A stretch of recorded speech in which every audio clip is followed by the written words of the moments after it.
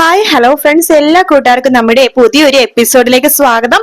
നമ്മൾ ആരും പ്രതീക്ഷിക്കാത്ത വലിയൊരു ട്വിസ്റ്റ് നിറഞ്ഞൊരു വീക്കെൻഡ് പ്രൊമോ ആണ് വന്നിരിക്കുന്നത്. അപ്പൊ അതിനെ കുറിച്ചൊരു റിവ്യൂ ആയിട്ട് പറയണത്. ശരിക്കും ഒറിജിനൽ ലാംഗ്വേജിൽ സൂര്യ ഇങ്ങനെയൊന്നും മരിക്കുന്നു, ഇങ്ങനത്തെ ഭാഗത്ത് മരിക്കണമൊന്നും ഇല്ല കേട്ടോ. അപ്പൊ ഇതിൽ എക്സ്ട്രാ ആയിട്ട് അത് കാണിച്ചതാണ്. അപ്പൊ ആ ഒരു റിവ്യൂ ആണ് ഇന്ന് പറയണത്. അങ്ങനെ ജാനകി തമ്പിയുടെ മകളാണെന്നുള്ള സത്യം അബി മനസ്സിലാക്കാണ്. അതുകൊണ്ട് തന്നെ അബിക്ക് അപർണയെടുത്ത് ചെറിയൊരു ഇഷ്ടമൊക്കെ തോന്നി തുടങ്ങാണ്. കാരണം ജാനകിയുടെ അനിയത്തിയാണല്ലോ, അതും സ്വന്തം അനിയത്തി. അതുകൊണ്ട് തന്നെ അപർണേനെ കാര്യങ്ങൾ പറഞ്ഞ് മനസ്സിലാക്കാനും ജാനകിയുടെ അതേ സ്വഭാവത്തിലേക്ക് കൊണ്ടുവരാനും പറ്റുമെന്നൊരു വിശ്വാസം നമ്മുടെ അബിക്ക് ഉണ്ട് കേട്ടോ. അങ്ങനെ രാത്രി ആകുമ്പോഴേക്കും ജാനകി അബി ഇങ്ങനെ സംസാരിച്ചുകൊണ്ടിരിക്കുന്ന സമയത്ത് അബി ചോദിക്കുന്നുണ്ട്, അല്ല ജാനകി, ഞാൻ നിന്നോടൊരു കാര്യം ചോദിച്ചോട്ടെ? ചോദിച്ചോ. അല്ല, ഇന്നലെ തമ്പിയും അതുപോലെ തന്നെ അപർണയും കൂടി തന്നെ ഒരുപാട് അപമാനിച്ചു. തന്റെ അച്ഛനായിരുന്നു ആദ്യം കണ്ടുപിടിക്കുക, തന്റെ അച്ഛനെ കുറിച്ച് ഓരോന്നൊക്കെ പറഞ്ഞ് തന്നെ വേദനിപ്പിച്ചല്ലോ. അത് ആദ്യമായിട്ടൊന്നല്ലല്ലോ അബിയേട്ടാ, അവര് മിക്കപ്പോഴും ഇങ്ങനെ തന്നെയാണല്ലോ. ശരി, മിക്കപ്പോഴും അങ്ങനെ തന്നെയാണ്. പക്ഷെ ഇന്നലെ തനിക്ക് ഒരുപാട് വിഷമമില്ലേ? ഞാനൊരു കാര്യം ചോദിച്ചോട്ടോ. അബിയേട്ടൻ എന്നോട് എന്തുവേണമെങ്കിലും ചോദിക്കാലോ.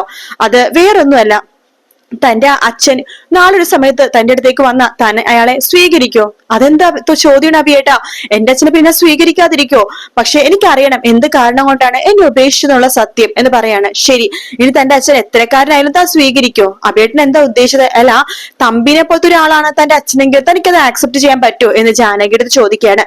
ജാനകി പറയണ്ട, അതിനേക്കാൾ നല്ലത് അച്ഛനില്ലാതെ ഞാൻ ഇങ്ങനെ ജീവിക്കണം തന്നെയാണ്. തമ്പിനെ പോലത്തെ ഒരാളുടെ മകളാണെന്ന് പറയാനായിട്ട് എനിക്ക് ഒട്ടും താല്പര്യമില്ലെന്ന് പറയാണ്. അത് കേൾക്കുന്നു. പിന്നെ അബി ഒന്നും മിണ്ടുന്നില്ല കേട്ടോ. എന്താ അബിയേട്ടൻ ഇപ്പൊ അങ്ങനെയൊക്കെ ചോദിച്ചത്? ഒന്നുമില്ല, വെറുതെ ചോദിച്ചെന്നേ ഉള്ളൂ. അബി മനസ്സിൽ വിചാരിക്കുകയാണ്. അപ്പൊ ഇവള് ഒരിക്കലും തമ്പി തന്റെ അച്ഛനാണെന്ന് ആക്സെപ്റ്റ് ചെയ്യില്ലെന്നുള്ള കാര്യം ഉറപ്പാണെന്ന് അബി മനസ്സിൽ വിചാരിക്കുകയാണ്. പെട്ടെന്നാണ് അപ്പുറത്ത് റൂമിൽ ഒരു പൊട്ടിത്തെറിയും സംസാരവും ഒക്കെ കേൾക്കണത്. അബിയും ജാനകി പുറത്തേക്ക് ഇറങ്ങുമ്പോ നമ്മുടെ അമലു അപർണെ ഭയങ്കര വഴക്കാണ് കേട്ടോ.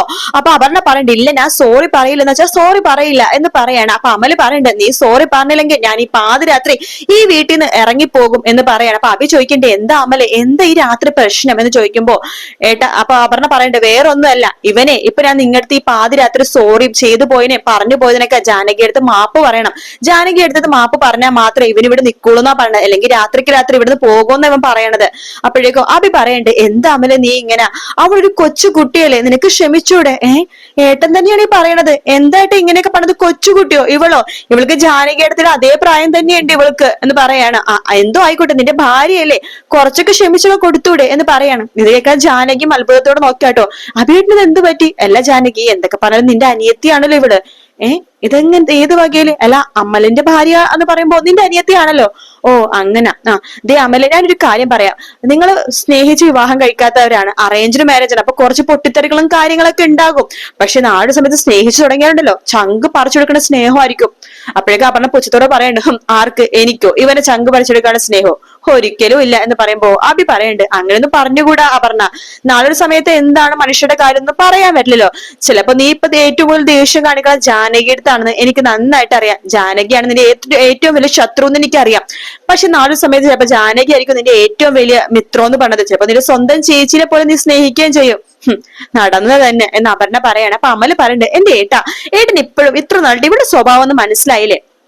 ഇവളൊരിക്കലും നന്നാവില്ല. കാരണം എന്താണെന്നറിയോ? ഇവള് തമ്പിയുടെ മകളാണെന്ന് പറയുമ്പോ അത് സാരമൊന്നുമില്ലടാ, തമ്പിയുടെ മക്കളെല്ലാരും ചീത്തയെന്ന് പറയാൻ പറ്റുന്നില്ലല്ലോ. ഈ ചേട്ടന് എന്ത് പറ്റി? രാത്രി പിച്ചും പയ്യും പറയാണോ? എന്തായാലും നിങ്ങൾ ഇപ്പൊ ഉള്ള വഴക്കൊക്കെ നിർത്ത്. അമല, നീ ഈ രാത്രി എവിടെയും പോകുന്നില്ല, കേറി അകത്ത് പോയി കിടന്ന് ഉറങ്ങാൻ പറഞ്ഞിട്ട് പറയാണ്. അങ്ങനെ അവരകത്ത് കയറുമ്പോഴേക്കും നമ്മുടെ ജാനകി ചോദിക്കണ്ടല്ല, അബിയേട്ടന് ഇത് എന്ത് പറ്റി? അപർണനെ ഭയങ്കര സപ്പോർട്ടൊക്കെ ചെയ്ത് സംസാരിക്കുകയാണല്ലോ. ഒന്നുമില്ല, അവളുടെ ഭാഗത്തൊന്നും ചിന്തിച്ചു നോക്കിയാൽ ചെറിയ തെറ്റൊക്കെ അമലിന്റെ ഭാഗത്തും ഉണ്ടല്ലോ. അവര് പരസ്പരം സ്നേഹിക്കാതല്ലേ കല്യാണം കഴിച്ചത്, അപ്പൊ കുറച്ചൊക്കെ അഡ്ജസ്റ്റ് ചെയ്ത് ജീവിക്കേണ്ടിയൊക്കെ വരുമല്ലേ, അത്രേ ഉള്ളൂടോ എന്നൊക്കെ പറയണം. ശേഷമാണെങ്കിൽ രാവിലെ നമ്മുടെ നമ്മുടെ സക്കീർ ഹുസൈനെ വിളിക്കാട്ടെ. അപ്പൊ സക്കീർ ഹുസൈൻ പറയുന്നുണ്ട്, ഞാൻ ഇന്നലെ സത്യങ്ങളൊക്കെ അബിയെടുത്ത് പറഞ്ഞെന്നുള്ള സത്യം പറയാണ്. അപ്പൊ സക്കീർ ഹുസൈൻ ചോദിക്കണ്ട, എന്താ ഇത്ര പെട്ടെന്ന് പറഞ്ഞു ചോദിക്കുമ്പോ, വേറെ ഒന്നും അല്ലടോ, നാളെ എനിക്ക് ഇന്നലെ സംഭവിച്ചു കഴിഞ്ഞാല് സത്യങ്ങൾ ആരും അറിയാതെ പോരുതല്ലോ. താനാണെങ്കിൽ ഞാൻ പറയാതെ സത്യങ്ങൾ ആർക്കും പറയത്തൂല്ല. അതുകൊണ്ട് ഞാൻ അബിയെടുത്ത് സത്യങ്ങളൊക്കെ പറഞ്ഞു എന്ന് പറയാണ്. അതിന് സൂര്യ സാറിന് എന്ത് സംഭവിക്കാനാ? സൂര്യ സാറിന് ഒന്നും സംഭവിക്കില്ല എന്നൊക്കെ സക്കീർ ഹുസൈൻ പറയുമ്പോ സൂര്യ പറയണ്ട, അങ്ങനെയൊന്നും പറയാൻ പറ്റില്ലടോ, എന്തൊക്കെ പറഞ്ഞ മനുഷ്യരുടെ കാര്യമല്ലേ. അതുകൊണ്ട് എന്തായാലും സത്യങ്ങൾ എന്റെ മോൻ അറിഞ്ഞിരിക്കണമെന്ന് എനിക്ക് തോന്നി, ഞാൻ എല്ലാ സത്യങ്ങളും പറഞ്ഞു. എന്നിട്ട് അബിയുടെ പ്രതികരണം എന്തായിരുന്നു എന്ന് സക്കീർ ഹുസൈൻ ചോദിക്കുമ്പോ സൂര്യ പറയണ്ട, അവനൊന്ന് ഞെട്ടി ഷോക്കായി. പക്ഷെ എങ്കിലും നമ്മുടെ ജാനകിന് അവനെ ജീവനാണല്ലോ, അതുകൊണ്ട് അവനെ കുഴപ്പമൊന്നും ഇല്ലെന്ന് പറയാണ്. അപ്പൊ ഈ നമ്മുടെ സൂര്യ ഈ ഫോണിലൂടെ സംസാരിക്കുന്നതെല്ലാം തന്നെ നമ്മുടെ സൂര്യ പറയണതൊക്കെ അജയ് ഇങ്ങനെ കേൾക്കുന്നുണ്ട് കേട്ടോ. അജയ് കേൾക്കുന്നത് മാത്രമല്ല ഇതെല്ലാം മൊബൈലിൽ പകർത്തുന്നുമുണ്ട്. അപ്പൊ ഈ അജയും കൂടി സത്യങ്ങളൊക്കെ അറിയണം. ശേഷം ഫോണിൽ കൂടി നമ്മുടെ സൂര്യ പറയണ്ട്, ഞാൻ പറഞ്ഞല്ലോ വിൽപത്രത്തിന്റെ കാര്യം, അതെന്തായാലും നമ്മുടെ തമ്പിയുടെ മകളായ ജാനകിക്കും പകുതി സ്വത്തുക്കൾ കൊടുത്തേ പറ്റൂ. അത് താൻ നാളെ തന്നെ ഇങ്ങോട്ട് വരണം. ഞാൻ ഇത്ര നാൾ പറഞ്ഞത് വിൽപത്രം എഴുതിയെന്നൊക്കെയാണ് പറഞ്ഞിട്ടുണ്ട്. പക്ഷെ വിൽപത്രം ശരിക്കും നമ്മൾ എഴുതിയിട്ടില്ലല്ലോ. അതുകൊണ്ട് തന്നെ നമ്മൾ എന്തായാലും അത് എത്രയും പെട്ടെന്ന് അത് ഇതാക്കണം. ജാനകിയുടെ പേര് സ്വത്തുക്കളൊക്കെ എഴുതി വെക്കണം. കാരണം തമ്പിയും കൂടി കഷ്ടപ്പെട്ടാണ് എന്റെ കമ്പനി ഈ നിലയിലായത്. അപ്പൊ അതിനൊരു പങ്ക് ജാനകിക്കുള്ളതാണെന്നൊക്കെ പറയണം. ഇത് കേൾക്കുന്ന അജയ്ക്ക് ആകെ ദേഷ്യം വരുവാണ്. ആഹാ, അപ്പൊ ജാനകിക്ക് പങ്ക് കൊടുക്കാനുള്ള കാരണം ഇതാണല്ലേ? നിങ്ങൾ ജീവിച്ചിരുന്നെങ്കിലല്ലേ ഈ പങ്ക് കൊടുക്കേണ്ടി വരുള്ളൂ എന്നൊക്കെ അജയ് വിചാരിക്കുകയാണ്. ശേഷം ഫോൺ വെച്ച് കഴിയുമ്പോഴേക്കും സൂര്യന്റെ അടുത്തേക്ക് അജയ് വരുന്നുണ്ട്. ആ മോനെ, നീ ഇവിടെ ഉണ്ടായിരുന്നോ എന്ന് ചോദിക്കുമ്പോഴേക്കും അച്ഛനപ്പൊ എഴുന്നേറ്റ് നടക്കാനും സംസാരിക്കാനൊക്കെ തുടങ്ങിയല്ലേ? മറ്റുള്ള മുമ്പിൽ നന്നായിട്ട് അഭിനയിക്കുന്നുണ്ട് അച്ഛൻ. മോനെ, നീ ഈ കാര്യം ആർത്തും പറയല്ലേ? അച്ഛനെ കുറിച്ച് ലക്ഷ്യങ്ങളൊക്കെ ഉണ്ട്.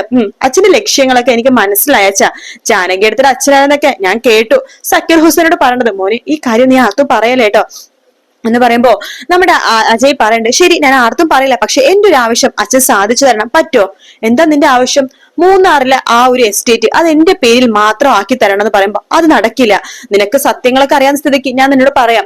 എന്റെ സ്വത്തുക്കളുടെ പകുതി അവകാശം തമ്പിക്കുള്ളതാണ്. എന്തൊക്കെ പറയാം, തമ്പിയുടെ മകൾ ജാനകിയുണ്ട്, ജാനകിക്ക് എഴുതി കൊടുക്കണമെന്നുള്ളൂ. അത് പറ്റില്ല. തമ്പിയുടെ മകൾ ജാനകിയാണുള്ള സത്യം അച്ഛനും ആ സക്കീർ ഹുസൈനും അബിയേട്ടനും മാത്രമേ അറിയുള്ളൂ.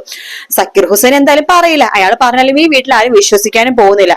പിന്നെ അബിയേട്ടൻ പിടിച്ചുനിൽപ്പിന് വേണ്ടി നീ പറഞ്ഞതേ മറ്റുള്ളവർ വിചാരിക്കുള്ളൂ. അച്ഛൻ പറഞ്ഞാൽ മാത്രമേ ഈ സത്യങ്ങൾ മറ്റുള്ളവരുടെ അറിയുള്ളൂ. കാരണം അച്ഛനാണ് ഈ സത്യങ്ങൾ പറഞ്ഞതിനെ മാത്രം ആൾക്കാർ വിശ്വസിക്കുള്ളൂ. അപ്പൊ അതുകൊണ്ട് അച്ഛൻ ജീവനോട് ഉണ്ടെങ്കിലല്ലേ ഈ സത്യങ്ങൾ ആൾക്കാർ അറിയുള്ളൂ. നീ എന്തൊക്കെയാണ് പറയണത്? അതെ അച്ഛ, അച്ഛൻ എന്നോട് ക്ഷമിക്കണം. എനിക്ക് സ്വത്തുക്കൾ തന്നെയാണ് അച്ഛ വലുത് എന്ന് പറയണ്ട്. ശേഷം നമ്മുടെ അജയ് സൂര്യന്റെ മുമ്പിലേക്ക് വന്ന് നിൽക്കണതും കാണിക്കുന്നുണ്ട്. അജയ് എന്തോ ചെയ്തിട്ട് തന്നെയാണ് സൂര്യ മരിക്കണം എന്നുള്ള കാര്യത്തിൽ ഒരു സംശയമില്ല. കാരണം ബ്ലാക്ക് ആൻഡ് വൈറ്റിൽ കറക്റ്റ് ആയിട്ട് കാണിക്കുന്നുണ്ട് അജയ് ഇടപെടുന്നതൊക്കെ. അങ്ങനെ സൂര്യ മരിച്ചു വന്നാണ്, ഹൃദയാഘാതം മൂലം മരിച്ചു പോയതാണ് കാണിക്കുന്നത്. അപ്പൊ നമ്മുടെ ജാനകി വരുമ്പോഴേക്കും സൂര്യനെ വിളിക്കാൻ നോക്കുമ്പോൾ സൂര്യ എഴുന്നേക്കുന്നില്ല. അതിനുശേഷം നമ്മുടെ അബിനെ വിവരം അറിയിക്കുന്നുണ്ട്. അബി വന്ന് നോക്കുമ്പോഴേക്കും എഴുന്നേക്കുന്നില്ല. ഡോക്ടറൊക്കെ വരുന്നുണ്ട്. അങ്ങനെ അവിടുത്തെ കാര്യങ്ങളൊക്കെ നോക്കുമ്പോഴേക്കും സൂര്യ മരിച്ചു എന്ന് പറഞ്ഞ കൺഫർമേഷൻ കിട്ടാണ്. അങ്ങനെ അവിടെ ഫ്ലെക്സും കാര്യങ്ങളൊക്കെ വെക്കണ്ട. എല്ലാവരും ഭയങ്കര കരച്ചിലും കാര്യങ്ങളൊക്കെയാണ്. നമ്മുടെ അജയ് ആണെങ്കിൽ കരച്ചിൽ അഭിനയിക്കുന്നുണ്ടെങ്കിലും ഉള്ളിനുള്ളിൽ സന്തോഷമായിട്ടോ. ഹാവൂ, എന്തൊക്കെ പറഞ്ഞാലും സ്വത്തുക്കളൊന്നും തമ്പിയുടെ മൂത്ത മകളായിട്ടുള്ള ജാനകിക്ക് പോയില്ലല്ലോ. ഇനി ആ സത്യം ആരും അറിയാനും പോണില്ല. എന്തായാലും സ്വത്തുക്കളൊക്കെ ഞാൻ തന്നെ സ്വന്തമാക്കും. അച്ഛൻ പോയാലും ഇപ്പൊ എനിക്ക് സ്വത്തുക്കൾ കിട്ടിയല്ലോ. ഇനി എത്രയും പെട്ടെന്ന് ഹണി ആയിട്ടുള്ള ഡീലിങ്സ് ഒക്കെ റെഡിയാക്കണം എന്നൊക്കെ പറഞ്ഞിട്ട് കള്ളക്കരച്ചിൽ കരയാണ് അജയ്. പക്ഷെ അമലും അബിക്കും ഭയങ്കര വിഷമമാവട്ടെ. ജാനകിക്കൊക്കെ ആണെങ്കിൽ അതിനപ്പുറം വിഷമമാണ്. കാരണം സ്വന്തം അച്ഛനായിട്ട് കരുതിയിരുന്ന ഒരാളാണല്ലോ പോയത്. പ്രഭക്ക് വിഷമമൊക്കെ ഉണ്ടെന്നുണ്ടെങ്കിലും അത്ര വലിയ വിഷമമൊന്നും ഇല്ല കേട്ടോ. ആകെ വിഷമിക്കണം നമ്മുടെ ജാനകിയും അമലും ജാനകി അമലും അതുപോലെ തന്നെ നമ്മുടെ അബിയും അതുപോലെ തന്നെ നമ്മുടെ ശരണും അവരൊക്കെ തന്നെ ആകെ വിഷമിക്കണം. വേറെ അധികം അമ്മക്ക് പോലും വലിയ വിഷമമൊന്നും ഇല്ല. എന്തായാലും നമ്മുടെ സൂര്യ മരിച്ച പ്രോമോ വളർത്ത ഷോക്ക് തന്നെയാണ്.